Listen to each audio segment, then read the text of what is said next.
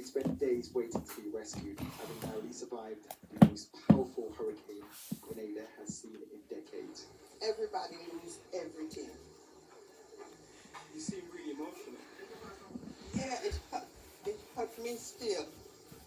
The place 73-year-old Vesta called home on the island of Petite Martinique was erased from the map when Beryl made landfall on Monday. She told me she was tossed around in floodwaters before finding shelter in a church. Not to run from one place to the next. What about your belongings? What do you have left? Nothing. Why do I have to be quiet?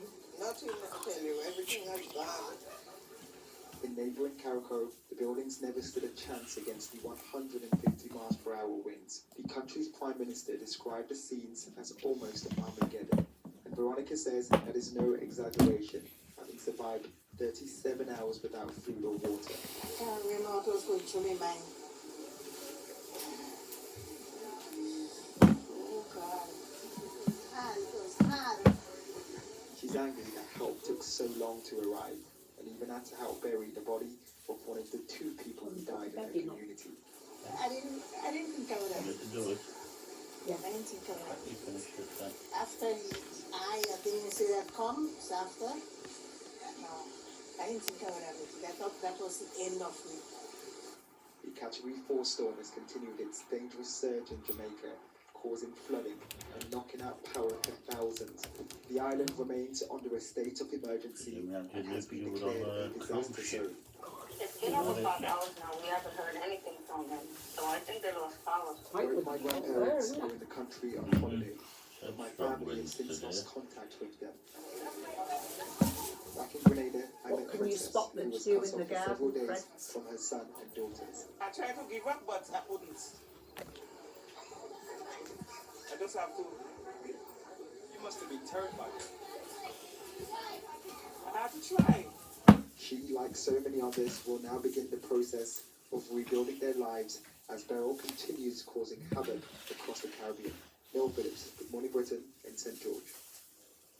The White House has insisted Joe Biden is absolutely not considering stepping aside as the Democratic candidate in the US presidential election.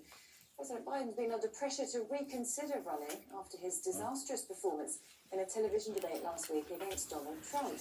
He's been meeting Democrat leaders and his campaign team to try to shore up his support. The president is moving forward. He's moving forward as being president. He's moving forward with his campaign, as his campaign has been very, very clear about that. That's what I can speak to, and that's what I can say, and that is the president's focus. The president's focus is how does he continue to do that work, and anything else that we're hearing or that's being reported is absolutely false.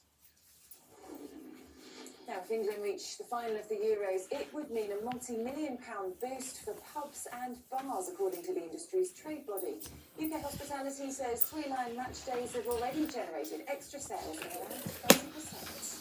The further the home nations go in any tournament, we know that that brings in more punters, more footfall, more revenue to those businesses, and it is much needed. These businesses have been struggling for the first half of the year, so it will be a really welcome boost to them. If we get through semi-finals, get through to the final, that 350 million could lead to around 800 million benefit to the UK economy.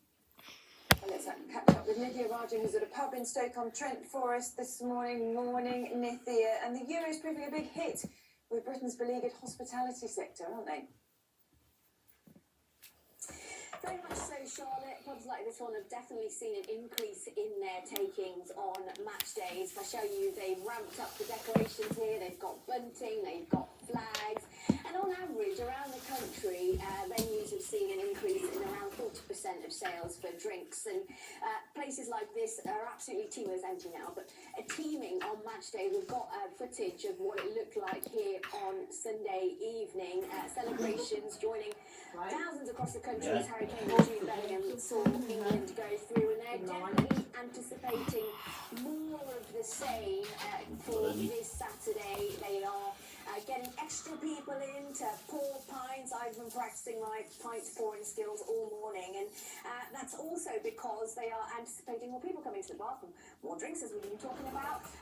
Victoria, your glass has definitely been running over, hasn't it, during the Euro 2024 season? It certainly has. we saw huge uplift in our midweek trade.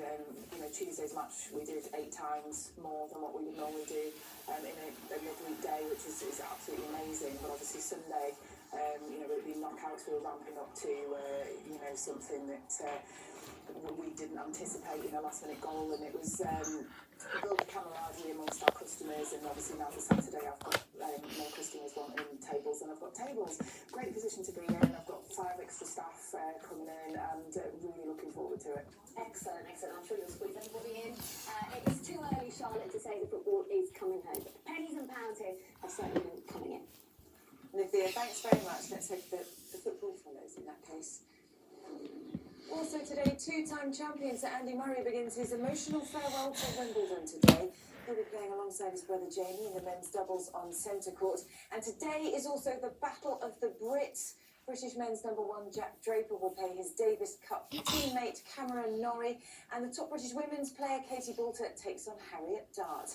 Let's go over to Wimbledon now. Nick Dixon is standing by for us there. Good morning, Nick. It's going to be a big day, isn't it, for British tennis fans?